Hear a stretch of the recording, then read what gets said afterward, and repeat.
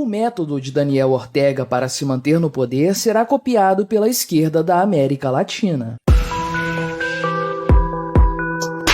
Este é o Visão Libertária, sua fonte de informações descentralizadas e distribuídas. Este artigo foi revisado por Donda, escrito, narrado e produzido por mim, Quintessência. A Nicarágua, país localizado na América Central, vive uma triste situação em decorrência do governo ditatorial de Daniel Ortega, típico caudilho latino-americano, que iniciou sua carreira política como guerrilheiro sandinista e que terminou por governar o país em duas ocasiões diferentes, ocupando o cargo de presidente do país de maneira ininterrupta desde 2006. Para todos os efeitos e para além de todo o verniz de legitimidade que se possa utilizar, o país é uma ditadura socialista. Daniel Ortega havia ocupado o mandato presidencial de 1984 a 1990. Após ser derrotado em duas outras ocasiões, ele foi reeleito e para não mais sair do poder. Após as eleições de 2006, ele também saiu vitorioso em 2011, 2016 e, por último, em 2021, sendo que esta última eleição é considerada, mais do que as outras, uma fraude completa, um evento criticado por todo o mundo civilizado, como um simulacro de democracia, embora tenha recebido respaldo de países ditatoriais, como Rússia e Venezuela.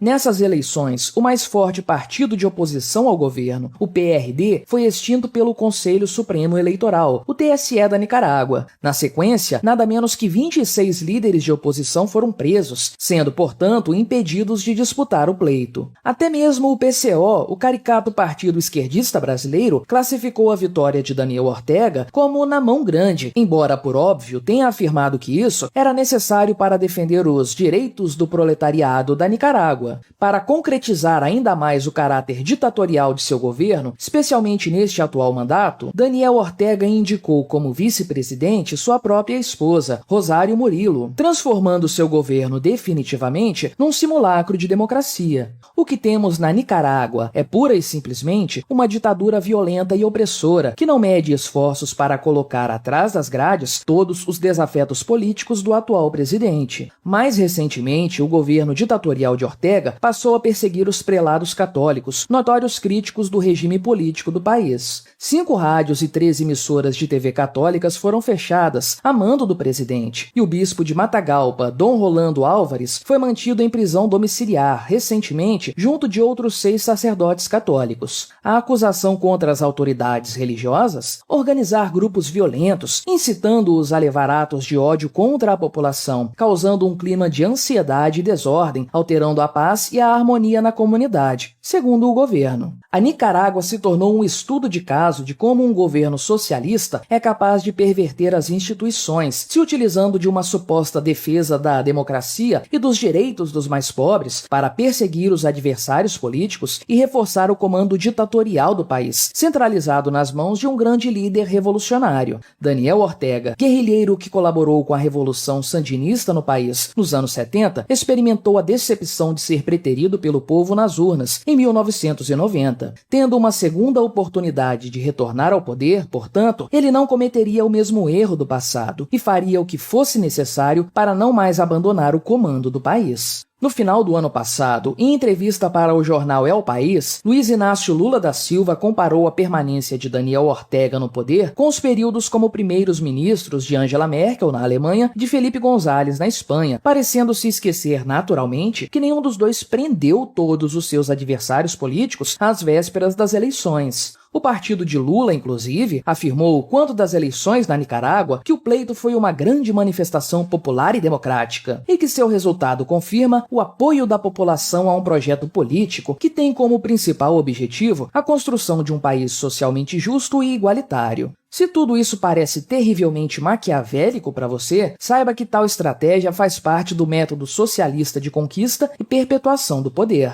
O argumento utilizado pela esquerda é sempre o mesmo: defender os mais pobres e injustiçados contra os ricos e exploradores. Atualmente, também se apela para a proteção das minorias contra uma maioria violenta e fascista. Após a conquista do poder, o governo socialista se empenha em aparelhar as estruturas, incluindo em suas fileiras nomes mais próximos próximos da ideologia desejada. A partir daí, o plano pode ser colocado em prática. Perseguem-se os adversários políticos do governo em vigor, colocando-os atrás das grades se for necessário. Vozes dissidentes são caladas, ainda que isso viole liberdades constitucionais, como a de expressão e a de religião. Por fim, mudam-se as leis para concentrar ainda mais poder nas mãos do grande líder, abrindo a possibilidade, inclusive, de múltiplas e eternas reeleições, em pleitos conduzidos por agentes do partido governante e sem a participação de políticos da oposição, um legítimo teatro democrático. Diversos países latino-americanos que foram duramente castigados por políticas socialistas por décadas experimentaram nos últimos anos uma mudança de ares políticos, que longe de representar uma notável ampliação dos direitos individuais, se mostrou apenas um breve respiro entre governos de esquerda. Podemos citar, notadamente, o governo de Maurício Macri na Argentina, de Keiko Fujimori no Peru e de Jair Bolsonaro aqui no Brasil. Em alguns casos, como o da Argentina e do Peru, a esquerda já retomou o poder, e o que temos visto em tais situações é uma adoção ainda mais intensa das políticas socialistas, em algo que podemos classificar, sem muito exagero, como o efeito Ortega. Não se trata de uma tomada imediata de todas as instâncias do poder, mas sim de um gradual avanço sobre as instituições, preferencialmente ao longo de alguns mandatos. Ou, nas palavras de José Dirceu, nome forte do PT de Lula, nosso projeto político é disputar eleições, ganhar, defender os interesses da classe trabalhadora, os interesses nacionais e, evidentemente, criar as bases para o nosso projeto socialista. Avançando sistematicamente sobre o chamado sistema de freios e contrapesos da democracia, tais governos socialistas terminam por tornar impossível sua destituição pelos meios legais, uma vez que a lei foi de tal forma modificada por agentes de esquerda que ela se tornou para eles totalmente favorável. Quando se atinge esse patamar, a coisa desanda totalmente, e o que vemos são verdadeiras agressões aos direitos fundamentais dos cidadãos, como acontece atualmente na Nicarágua e como já acontecia há tempos na Venezuela. Não tenha dúvidas, a cartilha política seguida por Daniel Ortega não é exclusividade sua. A maior parte dos governos de esquerda do continente, se não a totalidade, desejam lançar mão dos mesmos artifícios para chegar ao poder e nele se manter de forma indefinida. Nem que para isso seja necessário prender dissidentes e eliminar outros que incomodem o partido. O plano parece perfeito e, se ele funcionou na Nicarágua, tem tudo para funcionar em outros países. Tal como aconteceu com Ortega, diversos partidos políticos de esquerda foram reconduzidos ao poder após um hiato de alguns anos. E mesmo países que não tinham uma esquerda expressiva há tempos, como o Chile e a Colômbia, são agora governados por partidos socialistas. Seguindo o efeito Ortega, o próximo passo deveria ser calar a oposição e perseguir os adversários políticos, para que a esquerda nunca mais saia do poder novamente. Porém, em muitos países latino-americanos atualmente governados pela esquerda, a insatisfação popular é gritante. Os desastrosos resultados econômicos, causados, como era de se esperar, por políticas socialistas de inchaço do Estado e de restrição da atividade econômica, pesam bastante nesse sentido. Na Argentina, castigada por uma inflação que ultrapassa os 60% ao ano, o presidente Alberto Fernandes viu seus índices de desaprovação atingirem 75%. E Gabriel Boric, presidente chileno, eleito no fim do ano passado e que governa um país com uma taxa de inflação acima dos 13%, maior índice dos últimos 28 anos, já é reprovado por metade da população do país que o elegeu. Já no Peru de Pedro Castilho, 2/3 da população querem a antecipação das eleições presidenciais com vistas a retirar do poder o líder socialista.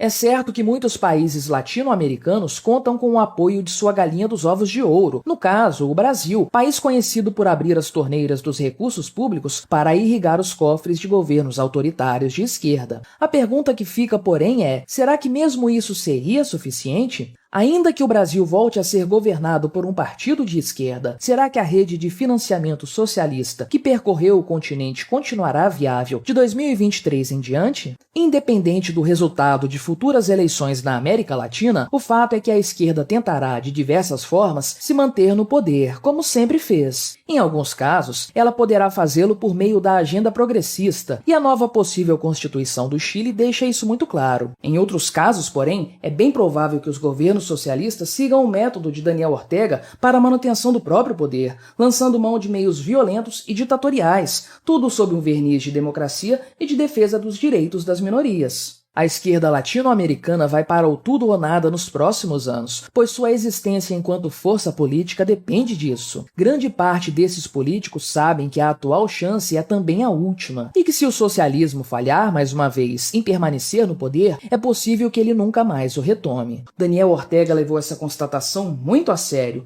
e no auge dos seus 76 anos, ele não parece ter qualquer receio em agir como um ditador, prendendo até mesmo padres católicos se isso o mantiver no poder. Nos resta apenas descobrir nos próximos meses e anos o que nos aguarda no restante do continente. Obrigado por sua audiência. Se você gostou deste vídeo, deixe o seu like e o compartilhe com aquele seu amigo esquerdista que ainda acredita no Estado. Se quiser ser notificado dos próximos vídeos, clique em se inscrever e depois no ícone da campainha. Até a próxima!